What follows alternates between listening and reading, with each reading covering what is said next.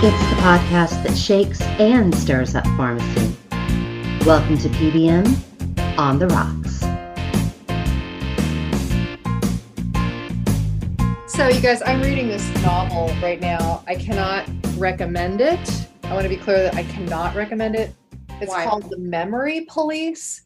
And there seems to be a consistent theme. It's this weird sort of dystopian novel where these people live on this island. The author is Japanese, so it was translated from the Japanese, so it's possible something got lost in the translation. But these people live on an island where things are disappeared. What that means is they're going about their life, and every few days, a group called the Memory Police picks something, anything at all, and they decide to remove everybody's memory of the thing. And then people go on about their life and they've got the thing. And so far that's been what this novel's about. It's only 250 pages. I have no idea what's going on, but there's a whole lot of like lost voices and feeling oppressed by an unknown enemy. A lot like I imagine it is to be a pharmacist. So I'm in. That sounds great to me. I do a memory wipe. I don't give a shit. Oh my gosh. Yes. Yeah. Anyway. So it's technologically enforced Alzheimer's. It's something like that. In fact, the person I'm reading the book with, we're both like, we're reading this and we're doing a little book club thing. We're both like, is it an allegory for Alzheimer's? I don't know. It could be that. It could be an allegory for defunding our education system. There's a lot of things it could be an allegory for.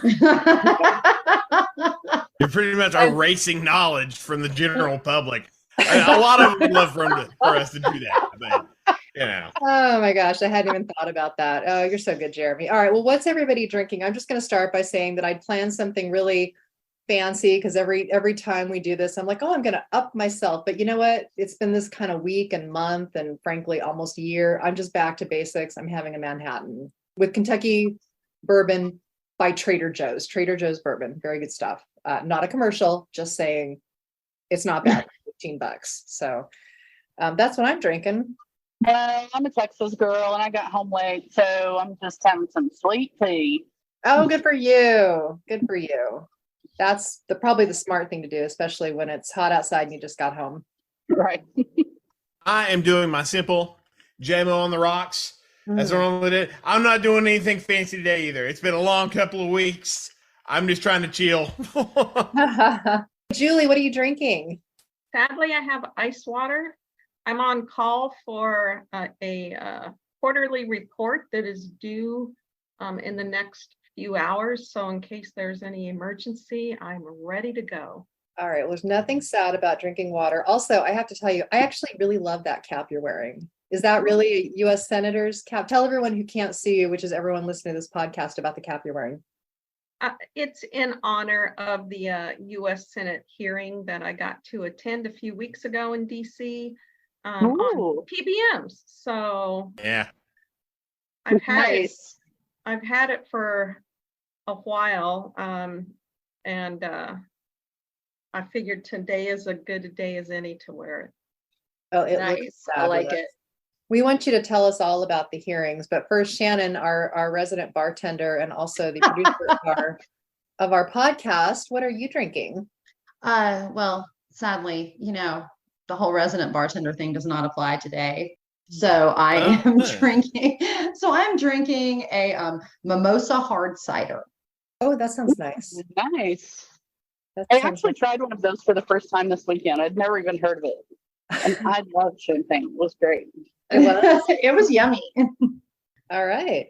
Well, where do you want to start? Because, stop me if you've heard this before, but I hate PBMs and would really love for them to. I don't think you've ever said that. I don't remember you talking about how much you hate them. No one's ever heard me say that before.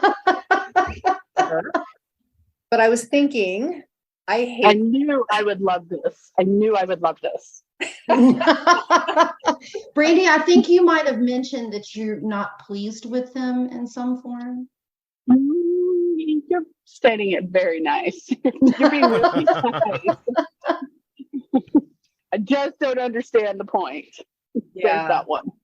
To make money, man, to squeeze out every available penny and make it all look like it's literally everybody else's fault except theirs, that drug costs are so high, premiums are so high, prior authorizations are required because they work for the employers, except for when it's convenient and they can put up a fake website for a fake group about patients wanting healthcare. And they keep drug prices down. Like, what's his face said during the hearing that I almost, threw something across the pharmacy when I was listening to. And then he and Families USA blocked me on Twitter when I pointed it out. So. Did they really? Yes, they went from following me to blocking me because I was like, what he's saying isn't true because, you can talk about net pricing all day, but those rebates, they get funneled off a billion different directions. You can't show that they're actually bringing costs down. And then it's just like block, block, block. Jeremy, I would think you'd have Elon Musk on speed dial by now with the number of times you've got. With the number of times I get blocked.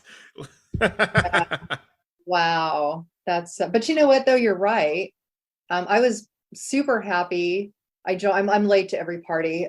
So I was super happy to see that the FTC is now investigating the whole offshoring thing with the group purchasing organizations. Like, that was such a relief, except how did it ever get this far? That is the thing that consistently boggles my mind and keeps me, in a perpetual state of anger, like that it could have gotten this far, that we would have our healthcare organizations with their little pharmacy benefits division making so much money, they literally have to take it offshore to avoid taxes, tracking. Julie, what are they avoiding? You're kind of our expert. By the way, everybody who's listening, Julie Hoffman, who is here in Phoenix, Arizona with me, and we are so very, very lucky to have her. She is the mother of an amazing daughter who is in medical school, but her daughter also is a diabetic. And Julie knows probably more than I know I do about PBMs and everything that's been going. But anyway, Julie, I was about to say, why is this happening? Bring us up to speed. The group purchasing organizations, this is what I was looking forward to talking about today, because I know a little bit about them. I heard the PBMs explain briefly that they had each opened one of these organizations, but I don't quite understand the role.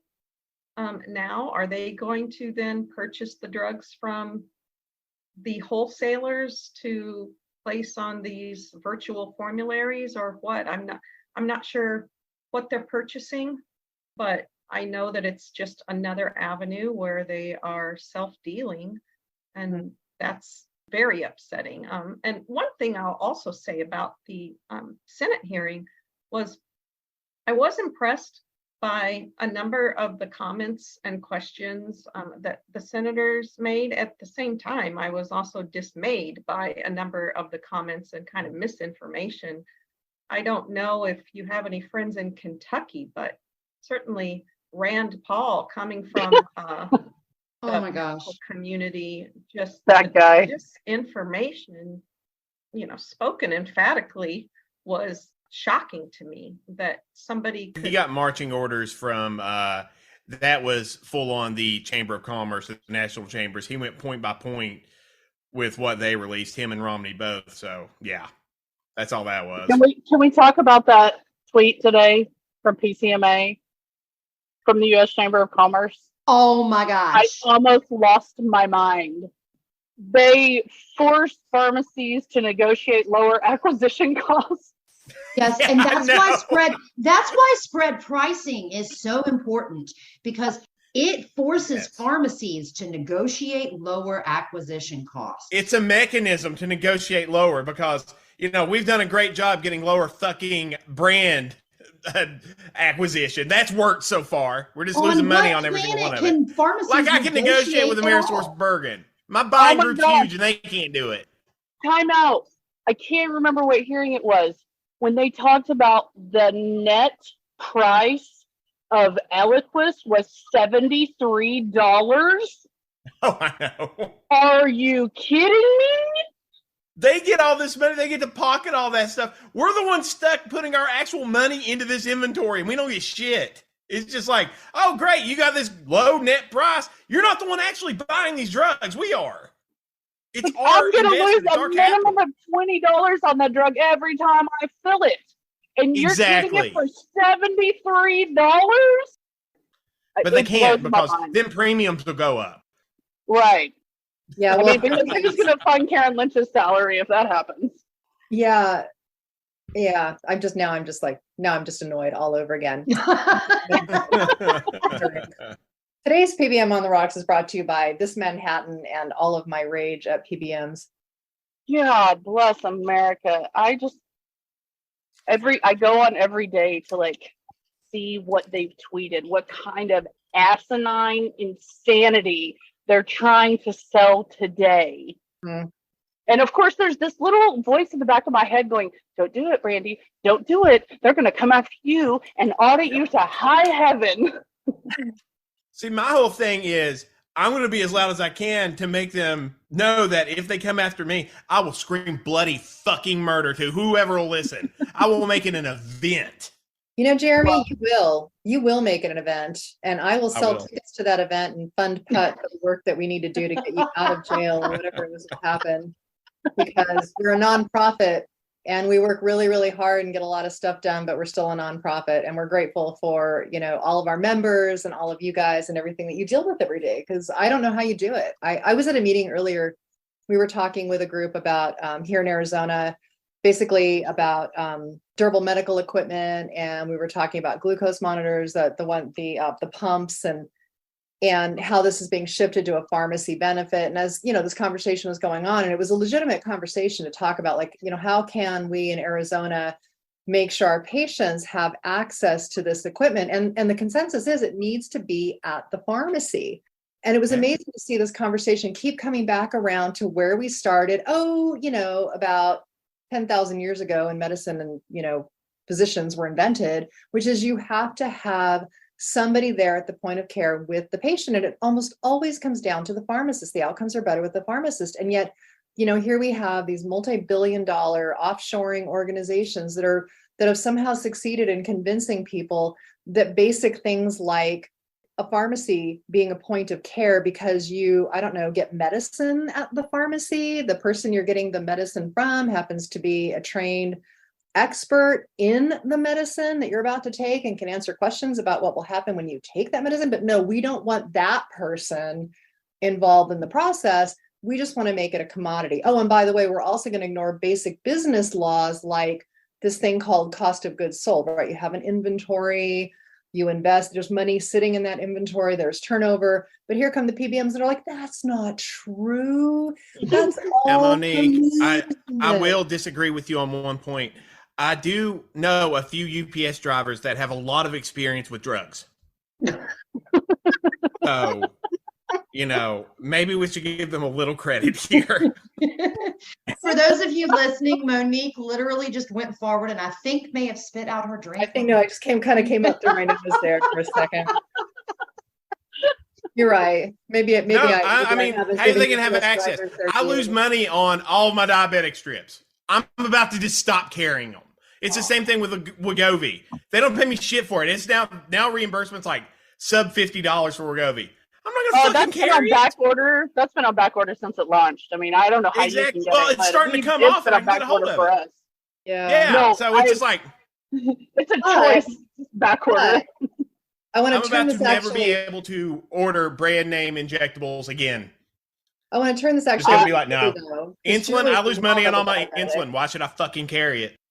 Julie, why should Jeremy carry talk to us? Because I know that Jeremy is upset, obviously, because every day he's dealing with this nonsense. You as a parent are dealing with it, I think, times 10 or worse, right? Because, you know, it's happened for a number of years where, and this can change in the middle of the year, as we all know, just, you know, a formulary decision, a durable medical equipment decision. So one of my pet peeves is during open season, and, you know, in the fall, everybody signs up for their health insurance. They look at what's on the formularies, they decide if they can keep their doctor or whatnot, and millions of people make those decisions. And then starting January 1st, that's where the fun and games begin, right?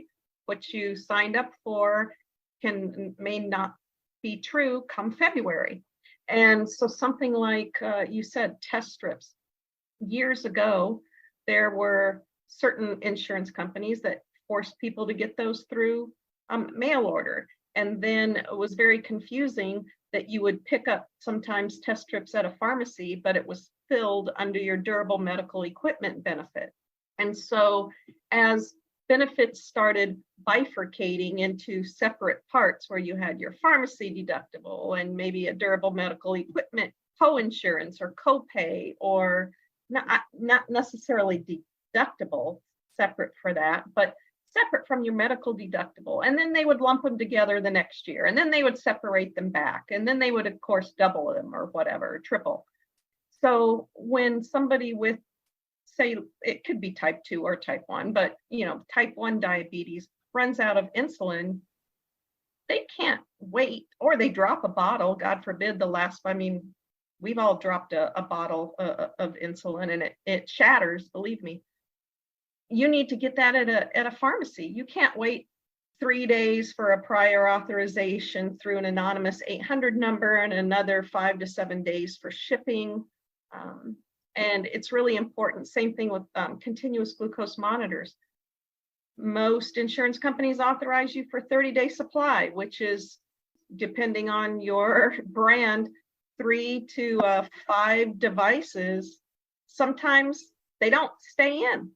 Sometimes you don't put them in right and you need another one sent out. There's nowhere to go for a lot of people who don't have that as a pharmacy benefit. So, and even in an emergency, if you were to need to pay cash, more and more of us, especially when 2024 rolls around and Part D really starts squeezing bad, we're not going to carry a lot of that stuff. There's no point in it. We're losing too much money. We've got to shore things up. So we'll be dropping a ton of Med D patients. We'll be dropping a ton of insulin patients. We'll be dropping whoever we have to, because we have to survive. Otherwise, we can't take care of our other patients. They've sucked all the money out of everything. Yeah. So I think who's going to spend the time with these newly diagnosed people? They're going to spend the time on the phone? Yeah, exactly. Explaining how an insulin pen works. Are they going to do that? They're not. Re-explaining it 4 times. Optum just rolled out their new clinical services model, copying Express Scripts. So maybe that'll help. Right. I mean, and that's one of the problems too, is they now are owning and controlling chronic disease management remotely from God knows where. And it's hit or miss. It's not comprehensive that I've ever seen with my own eyes or experience in 25 plus years of doing this. They want to just be able to outsource the pharmacy jobs and have you do a little FaceTime with someone in India. That's one of their big things right now. CVS is definitely pushing for that. They're going to have them checking all the scripts, everything else. They're pushing our profession out. That's their goal. So whenever Express Scripts and United Health comes out and they're just like, no, we want to expand the role of pharmacy in the rural areas. They're so full of fucking shit. All they want to do is try to get us to do more so they can cut more people out and then have an excuse to pay us less on the back end. So we end up doing more work for less money. We've played this game before with MTM, with DIR. We've played this fucking game before, and we can't trust them. We can never trust them again. And everyone out there just like, oh, well, this might work. No, we've done this before. We can't trust them anymore. It's not going to work. No. Julie, have you ever actually spent time with a mail order pharmacist, like over the phone? Have you ever had to have, patient counseling with them? No, and believe it or not, I've tried. That's my question. What kind of partner are they in healthcare actually? Because I've not heard from any patients that they can get their questions answered, whenever it comes to new medications, interactions. They sit on the phone for hours and hours and hours, when really it were a service that were properly reimbursed. You could have pharmacists doing that on the regular who would love to do that. Right. I mean, and pharmacists are an integral part of the care team, and especially like Jeremy just referenced, the in rural America, or Monique knows how big of a state Arizona is. There are a lot of communities that you need to drive 100+ miles to get to some. So then if you're only left with a CVS in the vicinity, or an independent pharmacist, and the independent pharmacy has to close down because the pharmacist can't keep the doors open, even in a small town.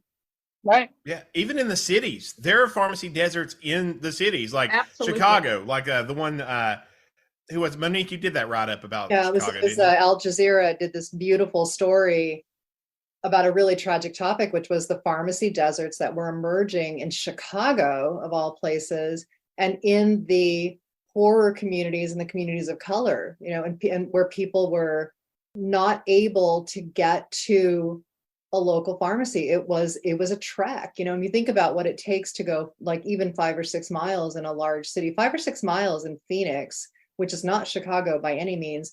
5 or 6 miles that's a drive. That's a 10 or 15-minute drive in your car where you have control of the route you're taking. Imagine if you have to take the bus. Right. Public transportation. Yeah, public transportation. That's why it alarms me when they start throwing around all these things. Well, we got to save the rural pharmacies. No, fuck. You got to save the independent pharmacies that are in a lot of different neighborhoods. It's not just the rural ones. That's right. Like, pharmacy deserts happen everywhere. Yeah, so Brandi, you're in if I remember, you're in like the second oldest. Yours is the second oldest pharmacy in the state of Texas, right? Yeah, nice. 1892. And you're in and so your community, you're not exactly like sitting in the heart of Dallas or anything like that. So you're not exactly rural, but your pharmacy really, I think, exemplifies what we mean when we talk about community pharmacies. I mean, it is in a community, it has been there, it is an institution, and you are, fighting tooth and nail to try to keep the doors open. So every day. Yeah. I mean, I remember because we talked about this and it just, it's infuriating. Like the state of Texas is so huge, and this pharmacy has been around since, what'd you say, 1892? 1892, yeah. It's just wrong. Just absolutely and wrong. We have several. I mean, we're not in a pharmacy desert. There's too many pharmacies, but like I have CVS right down the road. I've got Walgreens that, of course, is half a mile from them because they always have to be close to each other. And then you've got Walmart. And then I have people literally coming in going, I picked this prescription up at CVS. Can you help us understand this? Yeah. How crazy is that? Our insurance says we have to go to CVS, but we have questions. So what are we doing? We're sitting here counseling this patient, teaching them how to use this, if it's an injectable or something like that. But they have to go fill it somewhere else where they get horrible customer service. It's completely insane to me.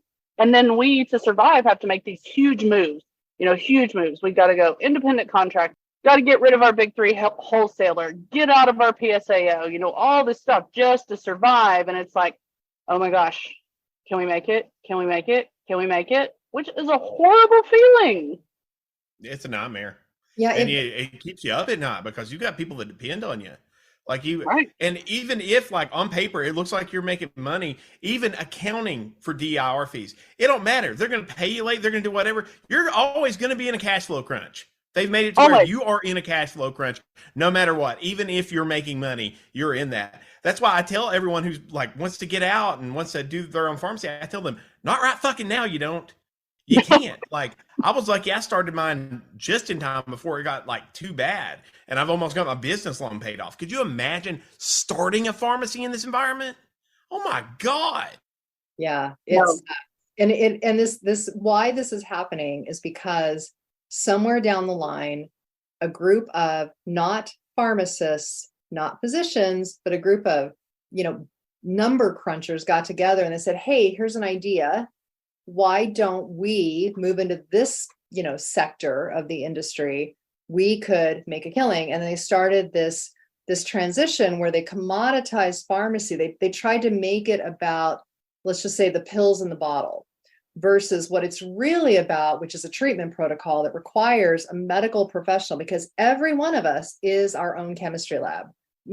Shannon and I. No, it's not even about the pills in the bottle we're anymore. Like not because the same person. They've completely disassociated our reimbursement from the actual product we're selling. They want that because when they can do that, they can underpay us on it. And then you can have CVS lobbyists go into actual hearings and be like, well, you got to understand that their prescription drugs are a loss leader. They make it up on the front end. The fuck we do, bitch. You think I'm spending that much money on a goddamn loss leader? Insanity. God, these people. Well, and that's lawmakers, they did that for years. That is part of the problem. Treat the commodity like it's milk. Like, oh, well, we'll bring them in the door with, milk that we'll lose money on, but we'll make it up on the sale of eggs and beef. And that's not Yeah, if that milk costs $2,000, like all our cash flow gets tied up in brand we don't make a dime on. Sure, I'll use that as a loss leader. I was in a hearing in New York, in Albany a few years back, and I was sitting with a lawmaker who actually said to the pharmacist that I was with, well, can't you just make this up on the sale of toothpaste? You cannot sell enough toothpaste in this world to make up for the loss that the PBMs are causing. Because what was it I just saw this in a tweet where they were looking at a drug that the PBM had charged something like, $900+ for. Yep. But it was really a super inexpensive drug. How much toothpaste do you think you got to sell to make up for, for a $900 loss, right? It's like, then what are you selling that toothpaste at? Right.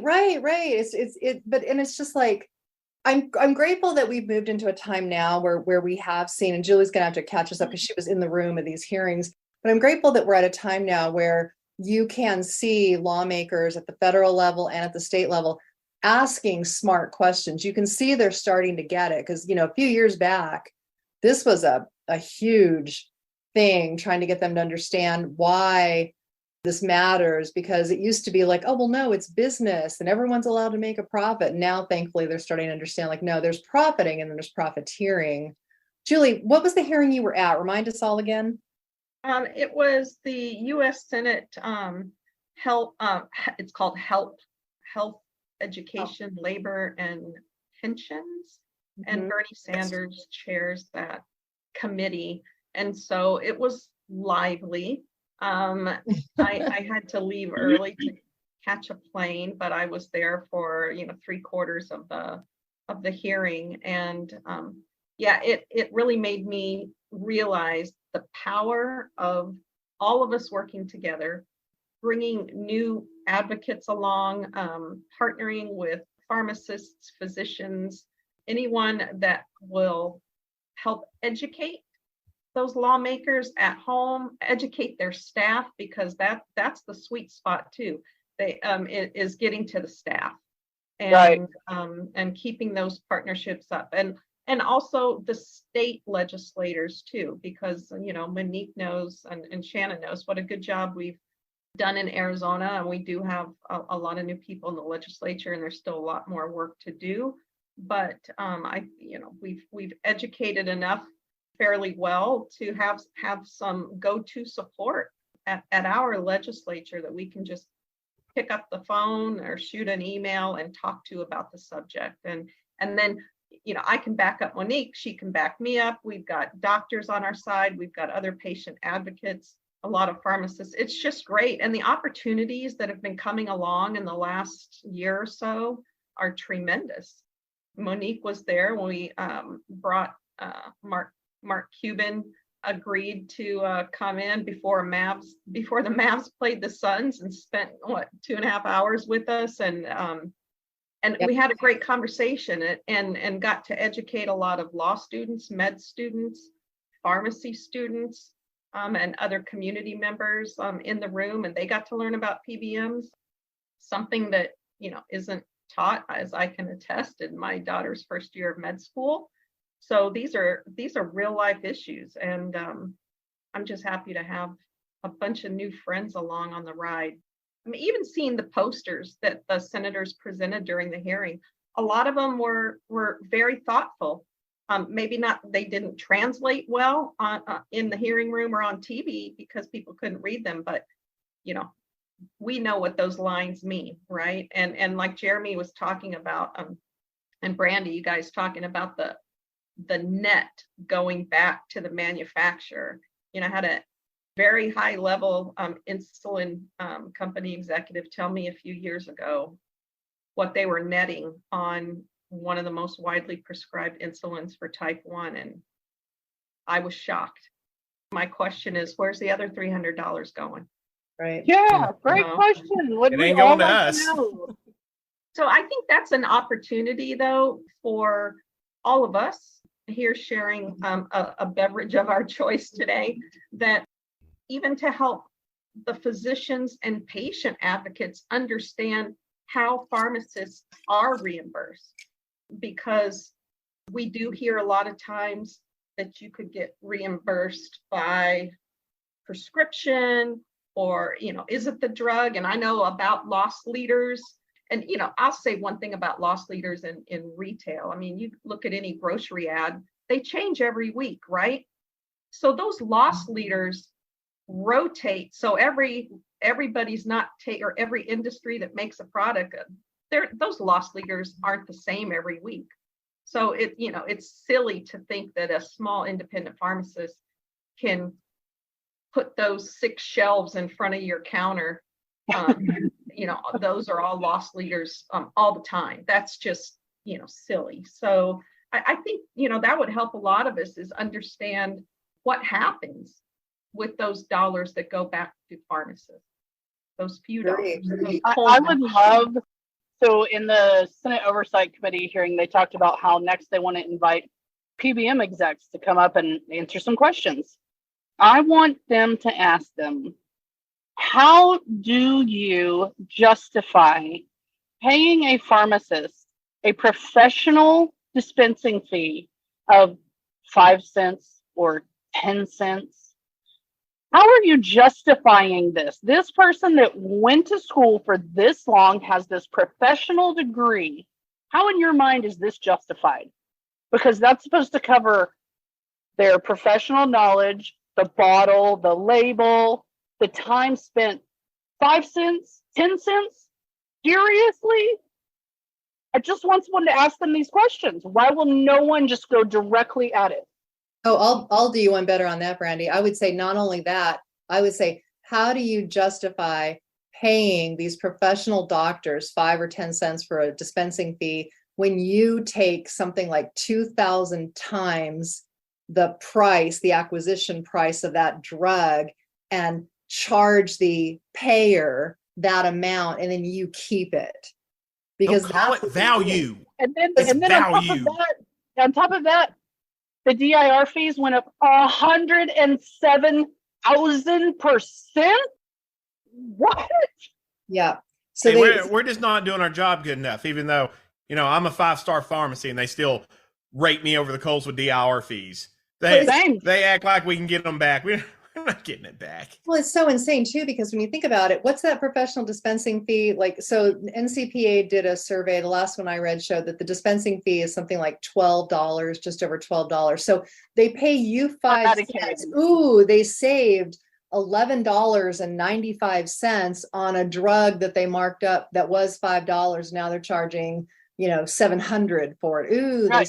Yeah, but I also read a report today that said that the last dispensing fee study that was done by NCPA was done pre-pandemic. So that's before you've got COVID, that's before you've got inflation, that's before you've got all these other things that would then logically everything else has gone up. So how does that quantify if your materials to do your job and your time spent has gone up in price? How does it quantify to keep that at the same thing? It should really be around like cost plus 20 at this point, but they're never going to say anything like that. Well, PCMA said, the study, I think it was 2018 or 2020, that on average, a pharmacy is reimbursed a $2 or less than $2 dispensing fee. I'd take $2. I mean, 5-10 cents is average. I'm not getting that. But if we were to do an across-the-board dispensing fee, it would cost billions. Well, it might cost the PBMs billions. Yeah. But it billions they can afford to actually shell out. Right. That's the thing. Like, it was just, what was it? Eli Lilly, was it them talking about how they alone dished out over $30 billion for their insulin revenue? And then they came back, and I think it was United Health talked about how you just got Eli Lilly paying back $32 billion in insulin rebates, and United Health talked about how $1 billion in rebate money was going back to help because of medical loss ratio. $1 billion out of all of those rebates, and that's $32 billion out of one company.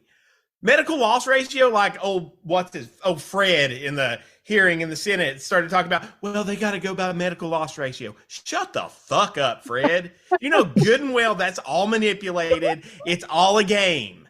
Well, that's the thing. Adam Fine actually came out. Thankfully, he's like wised up to PBMs. He actually came out and was talking about medical loss ratio being gamed in such a way right now because of what they do with the rebates and how they're doing the PBMs. And, you know, they're using the GPOs to really, really hide a lot of where that rebate money's going. So the FTC is really the way to crack all this open because lawmakers are doing all right now, but they move at a snail's pace and they all hate each other. And they're not going to be doing anything on time to save a lot of pharmacies because 2024 is coming and that first quarter is going to break a lot of people.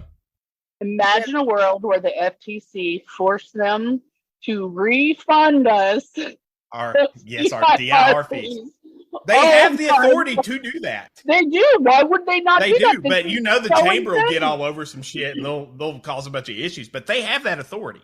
Monique, I think I'm safe in saying that if that were to actually happen and the FTC forced them to refund the pharmacies all of those fees, that we would have a very large cocktail party that year. We would have a very large cocktail party, and I don't think you'd have any problem with people coming wherever that cocktail party was happening and having a drink because they would have been doing it.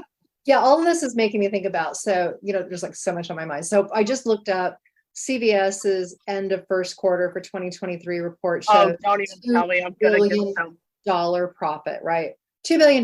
That's one PBM. This meeting I was at last week, I was in New Mexico for a debrief meeting on two bills. One was an omnibus bill for basically reining in PBMs, and the other was to stop the copay accumulator adjustment program, which is the most unbelievably messed up thing I've ever heard of in my life. It's anyway, insane. at this meeting, and Janssen gave us a sneak preview of their transparency report. So for anyone who's listening, that Janssen produces every year a transparency report. Last year, we have last year's on our website, truthrx.org. Last year, that transparency report showed that they'd given $34 billion in rebates, $34 billion in rebates. And it went all over the place, but $8 billion of it went to commercial plans. That means it went to the PBMs to keep, distribute, whatever it is they think they were doing.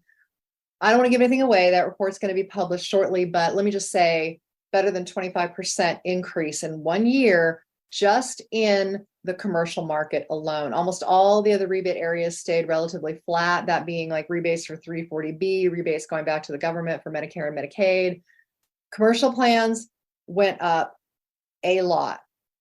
And it was shocking to see, because when you think about, like, I know we're all kind of, at this point, we're sort of like numb to millions and billions, you know, when you talk about like the national debt and the debt ceiling. But if you just stop for a minute, take a breath and think about one company, only one of the many manufacturers out there paying last year, 2022, $34 billion in rebates on its drugs. You'd have to ask yourself, how is that even possible? And who else is paying that kind of money? And where's that money going? Because premiums haven't gone down. The list price, the thing that the copays are based on, that hasn't gone down. That's gone way, way, way. Right. It's Well, like, premiums have gone up, and I mean, CVS does have to make up for all those bonus losses from their star rating lowering. Aren't they down to like 3.5 now? And they've oh lost, my God, I like, forgot they've about lost that. $1 billion or so in bonuses from CMS. Yeah, it's going to cost them $1 billion. Somewhere. It's gonna yeah, Bless well, their little hearts. someone's got to keep Karen Lynch and, you know, upgraded Peloton bikes as well. So I'm sure. Jesus, don't Yeah, it's easy to answer where all that's going whenever they What keep she topping calls themselves on earnings every quarter and their share price keeps going through the roof while everyone's closing out around them and paying way more for like care they're not actually able to get. It's pretty obvious what's happening, and the math's pretty simple, and it took forever just to get lawmakers to understand it. But, you know, they have been bombarded with a lot of lobbying over the years. Then you have ICER even turning around and saying, oh, well, PBM, some of their practices are pretty bad. ICER, of all people, are saying that. So, yeah. You know, we've gone off the rails when the death panel. Yeah, shit's got wild. Yeah. I think it would be great if we could. Okay, so we have these performance-based plans, reimbursed for reimbursement. Like, Every time they require a PA, $10. Every time they deny a generic, $10. Can't we just turn it around, turn this performance-based pay around and fine them for that? Oh, would that be Wait, amazing? they're That'd be nice. charging you for every time they do one of these things. I know. See, that's the thing with performance-based pay was supposed to be on them and their networks. It wasn't supposed to be on us. Right. That's right. Like our Right, shit's people pretty listening- straightforward. For people listening, Jeremy just made a really critical point that often gets overlooked. The performance basis in the STAR program was never about the pharmacies. It was always and only ever supposed to be about the health plans and how they were doing. Their STAR rating matters because they've got to perform in front of the government.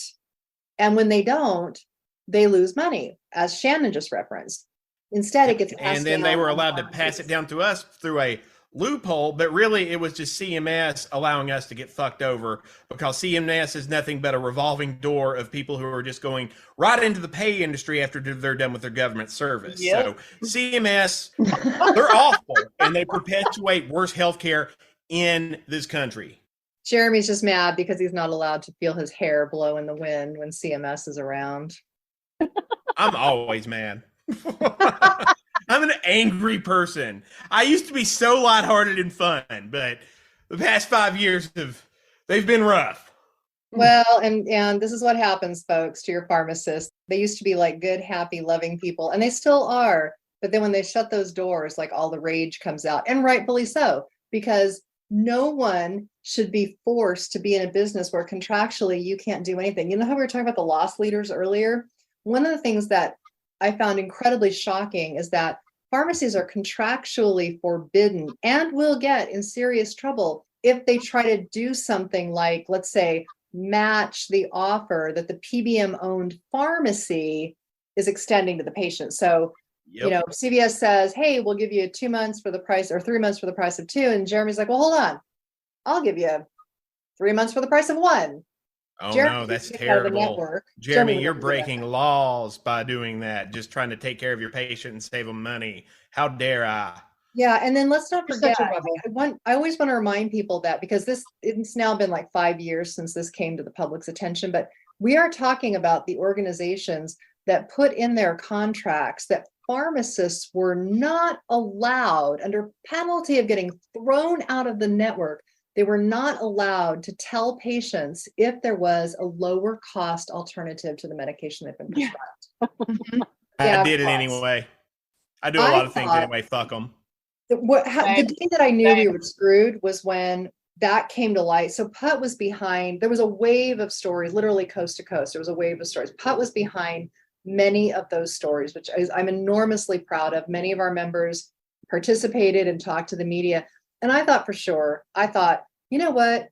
When state and federal lawmakers find out that pharmacists have been forced to withhold critical information on lower priced drugs that are therapeutically equivalent, surely they will take action. And I was so surprised to find out that nothing really came of that. I mean, and you would think that lawmakers would be like, okay, well, let's do something to address the gap and the problem, the thing that makes the problem worse, like a contract that literally states you will be thrown out of the network and you will never be able to do business for the next however long period of time we, the PBM, decide if you disclose critical information to the patient, which you're supposed to do because you're a doctor. That's what it's supposed to be about, right? It makes no sense. Oh no. Oh no. The thing is it's taken a long time to get to this point, and we had a lot of demoralizing setbacks, but finally the political will is there. If y'all remember when it was all about like political will, you actually have to make the lawmakers feel that their constituents care about that. The political will is finally there, and it's taken forever to get the general public and the lawmakers to understand this. We can't half-ass the answer. This is a do or die moment. Yeah. We have to push right now. That's why it's important that people like donate, and they do a lot for like us at PUTT, and they push their lawmakers and they do everything they can, because right now we have to get this through, because if we don't, and we don't take advantage of this, they're going to be like, well, we did that subject last year. Let's just see how it plays out. And they'll kick the can down the road until there is a full-blown crisis yet again. That's what they'll do. And right now we're in a crisis right now. Not a lot of independents are going to survive next year. And not only that, like they have to understand that you can't implement these things 2 or 3 years or 12 years down the line. Like exactly, they have to happen now. It's you immediate. Think you have pharmacy deserts need. now? Just wait until you get to June of next year. Yeah. Oh yeah.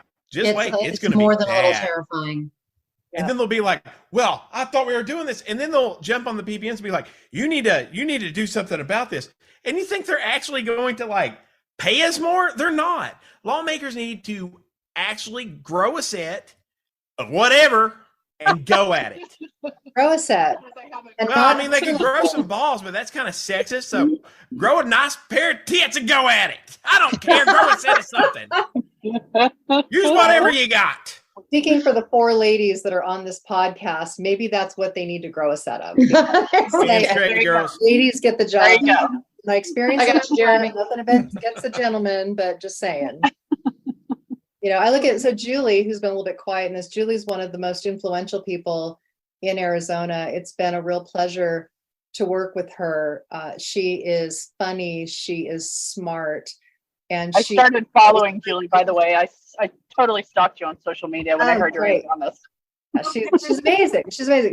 She's really like, I have to say, for anyone who's listening, not that I suggest you stalk Julie Hoffman, but yeah, no, just really like this is a woman who gets stuff done, and it's always a pleasure. Julie, it's such a pleasure to work with you. It's great, really, truly.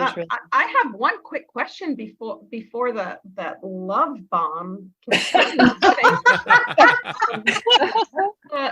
Can we real quick talk about what's going on now with patient assistance programs, where PBMs, of course, they say that the employers are, their clients want this, where they're forcing members of the insurance to go to patient assistance programs rather than right.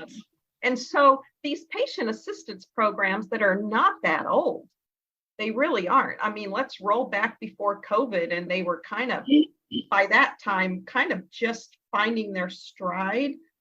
Now PBMs are saying, no, if you're taking a certain biologic, or even, it doesn't even have to be a specialty medication, you have to go to the patient assistance program first, because some of them do have generous financial eligibility requirements.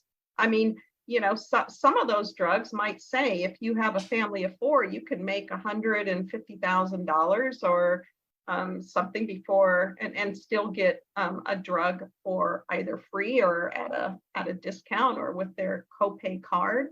So I find that just absolutely egregious, because people in the diabetes community have been saying for years, and we roll this back to when the insulin crisis really hit its stride before COVID. They've been saying why we want lower list prices is because things can change at any moment. We don't just want $35 copay. Exactly. The list price lowered, because anything can be yanked out from under you at any time. And now you see these patient assistance programs getting exploited by PBMs to just defer costs that people are paying for, that risk pool with insurance. And those plans for truly needy people with who are underinsured or not insured, that will be devastating. There is no safety net big enough in any city to help those people. Now, Julie, and if this is an idiotic question, please let me know. The patient's assistance programs and the copay accumulator programs, let's define the difference, because a lot of those are getting thrown around everywhere in the media. And I actually read an article, I think it was last week, from a group out of Oregon, where they're saying that the GPOs that we were talking about earlier are actually basically the clearinghouses for copay accumulators. And they're using the patient assistance programs as a part of this absolute crap nonsense. How do all of those blend together? Well, they're different. I mean, we banned the copay accumulators in Arizona for the most part. There are always some workarounds, but that just means that if you are on a biologic that's $600 a month and it's not covered, this copay card might pay your $600 deductible or $500 a month, and you'd be responsible for the rest, but it doesn't count towards your deductible. And so we stopped that. We had a champion in the legislature that led that effort, Nancy Bartow, who's no longer in our legislature, and she did speak fluent PBM.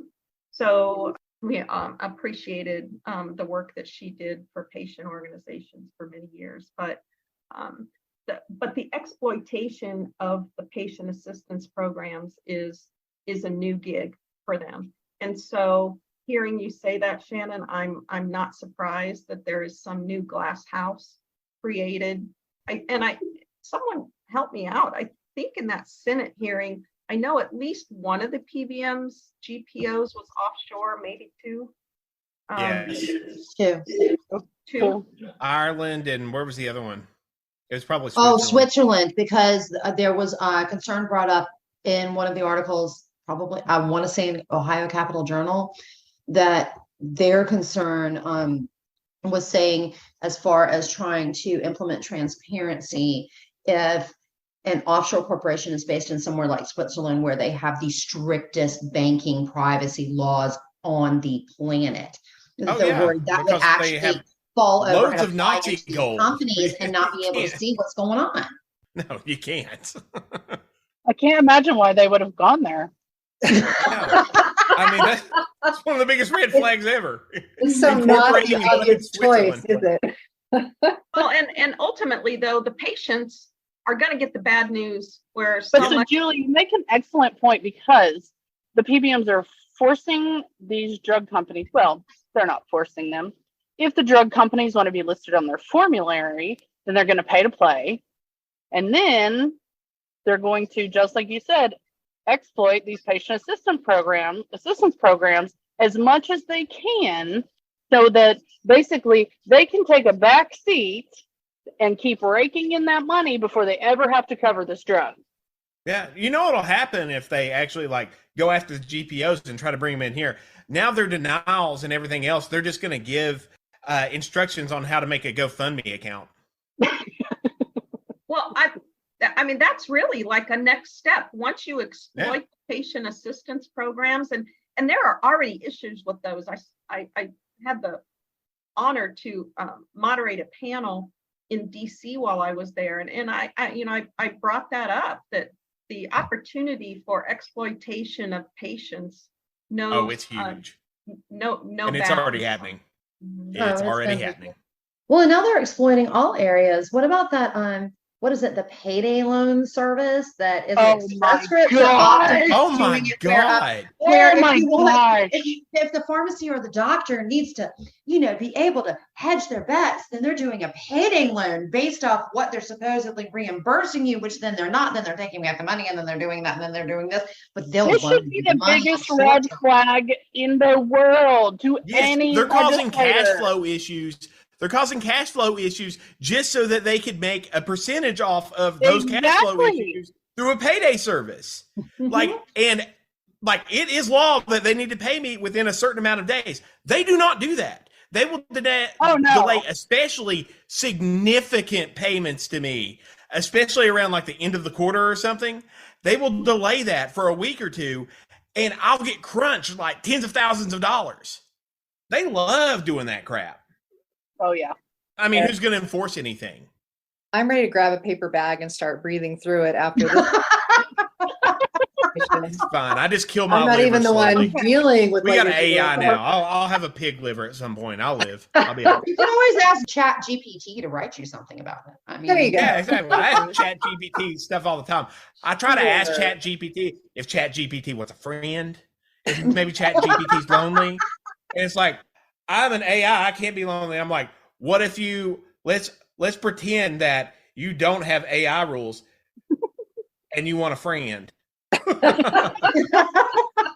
ChatGPT's got some stories. All right. Well, we are coming to the end of our happy hour conversation. I'm just curious. So we saw a lot of activity over this last month, which I was super gratified about. any thoughts for like what's going to happen in the next, between now and the next time we are recording our PBM on the rocks, which will be about 4 weeks from now? Y'all are invited to come back anytime at all. It's always an open happy hour conversation. Any thoughts about what's going to happen?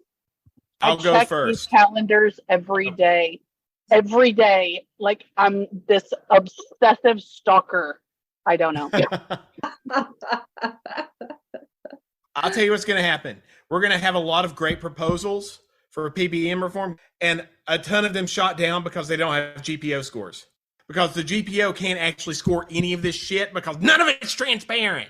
Amen, Jeremy. Amen. I really, really hope that 127 gets some more movement, but I'm really concerned that it's dying. So yep. Hopefully something with oversight and 127. That is my hope for the next 4 weeks. Honestly, I hope the entire healthcare system collapses, because if that happens, we're going to make sure our patients are taken care of. You know who's the only people that are going to be out of money? The conglomerates. Mm-hmm. They're the only people that's going to suffer. We're going to make sure our people get medication. May the system die. The system is not sustainable. It is not sustainable. It's like, remember like, I don't know if any of y'all remember like what it felt like before the 2008 financial crisis. I was here, I just moved to Phoenix, where I swear like every third person I talked to was in real estate or mortgage loans or house flipping or something like that. And when the financial crisis hit, of course, everything collapsed. And when I look back on that time prior to September of 2008, I always think about how it felt. It felt like a balloon that was like expanding until the point where it was going to pop. And that's a little like what it feels like now. So I don't know if the collapse is not, I think it might be coming, because what we're doing right now is not sustainable. It's not sustainable to have manufacturers spending, tens of billions of dollars in rebates, and, pharmacy benefit managers making billions of dollars in profits per quarter. Fortune 500 companies are these people that do nothing. It's insane. It is insane. They are middlemen. They operate a switch. Places you do not reap outsized profit. Everyone should make a profit. I want to be really clear about that. There's no such thing. Like everyone should allowed to make money. But there are places where you should not make outsized profits. There should not be outsized profits in healthcare. Should not be outsized profits in education. There should not be outsized profits in the law. Those are basic human rights. And to see what's happening with a small number of conglomerates who have created these so-called omni-channel ways of delivering, which is really just code for ways we can exploit the system and grab every available cent, that's just wrong. So, okay. And with that, I shall step down off my soapbox again, so I do not slip. I want James Comer to get on this like a dog with a bone, like he has been on this other issue. Mm-hmm. Yeah. If that man could get on this, we would. And Brandi, you'll back me up on this. Like, you've been in the business. Like, I'm a second generation pharmacist. Like, Dad was around back when you actually got paid, and back then it was AWP plus a dispensing fee. Exactly. And like, the thing was, you made good money, but also drugs weren't expensive. Exactly. That's what people don't get. We got paid well, but the drugs were also cheap. Right. Right. No, I remember my parents going to a pharmacy, and something was, $8. If it was $12 or $15, it was an outrageous cost, So what do you guys think about the Mark Cuban bringing on independent pharmacists to pay? Hey, I'm signed up. We go live in a week. Right on. Okay, Brandi, good for you. And I know they're working on Arizona, Monique. So yeah, they are. And I know, for folks listening, there, and our PUTT board has had mixed, feelings about it. I think we've all. He means me. I've had mixed feelings about it. Jeremy. Hey, look, when you're struggling, you got to try everything. You can get out of it. I agree. The thing is like Cuban. What we're doing is not working. That's right. Yes. Cuban's proved himself to me a little more as times went on. He actually gets it. He does get what's going on. Absolutely. So there is that. As far as what he's doing, like partnering with independents, it's okay. It's not a real answer to anything, but it will bring some people in and we can pass stuff along. So that's good. And I'm actually at the point where I kind of trust Mark Cuban, and I'm not someone who trusts like a billionaire randomly. Right. for anyone who's listening, we PUTT doesn't endorse. We don't do endorsements. But Monique Whitney, who met Mark Cuban and spent 30 minutes, because I was lucky enough to have that time with him to spend 30 minutes. I can say he really does get it. He isn't. That's what turned me around. Money, he really, like, for anyone who doesn't know, and it's possible because now he's spoken so much about it, everyone knows. But for him, the breakthrough moment was being the owner of a corporation. So he said when he was assessing healthcare costs for the Mavericks, that was where he realized, like, God, there's got to be a better way. And then when he, had the opportunity to hook up with Alex Oshmansky, is that right, Julie? Right. He, saw this opportunity, and that was a real, so to speak, game changer for him. It takes a lot to win me over in this industry because of how much we've been screwed by our own people a lot of times. Sure. Cuban, I think he is trying to actually do something good. Yeah, you have been. He said, I want to stick it to the PBMs. And I was like, I'm done. Okay, all right, I'm in. Jeremy, I am putting your statement, I don't trust people, but I'm trusting Mark Cuban on a plaque, and I'm going to send it to you. Put in God, your let's not Mark Cuban put this on a pedestal. Okay, let's not have Jeremy admitting that maybe someone proved his initial thoughts were wrong. Let's not immortalize this. But it doesn't happen often. Jeremy just acknowledge it in passing, and we all just like accept it. How about that? Oh my goodness. It's my hope is that someday there's and I know there are software programs and some of the wholesalers have things, but that it's just an expected part of your office visit that before you leave your doctor's office, there's some kind of I don't care if it's a kiosk, I don't care if it's some tablet that shows point of sale prices at a pharmacy near you. Great. Yeah. I know that those things already do exist. And like I said, some of the wholesalers have products, but I think with the vertical integration, I don't know. And I don't know how we're going to find out with them owning doctor groups and stuff. This is just another way, like Monique was saying, that vertical integration is another way to silence people in the healthcare teams at every stop along the way. So it doesn't benefit patients. It benefits the house, just like Vegas, right? Right. Absolutely.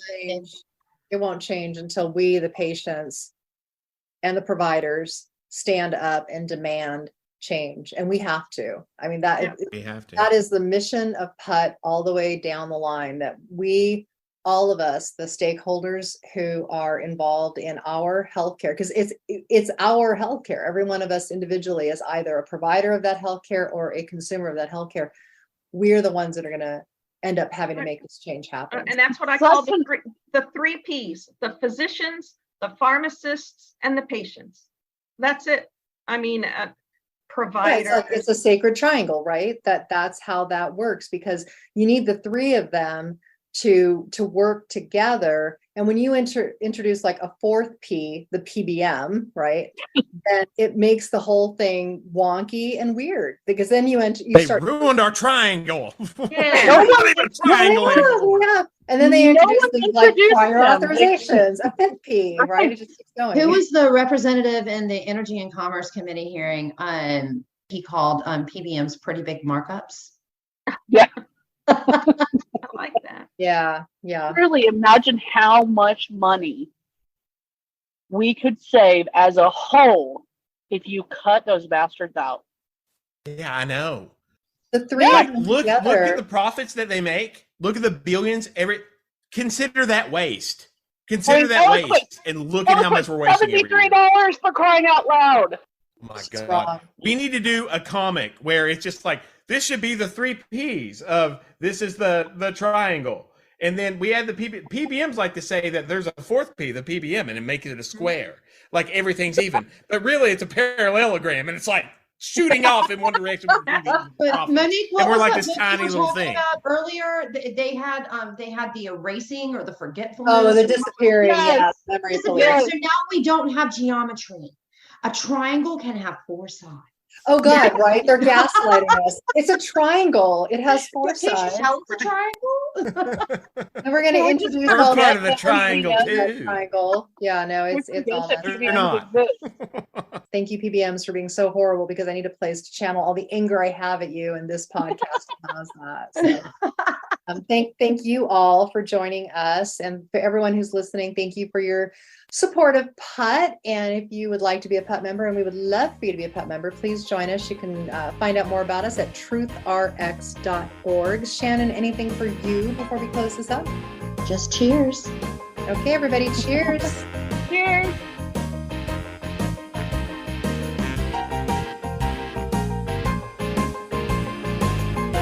To learn more about Pharmacists United for Truth and Transparency and how you can help fight PBM abuse of our healthcare system, visit our website at truthrx.org.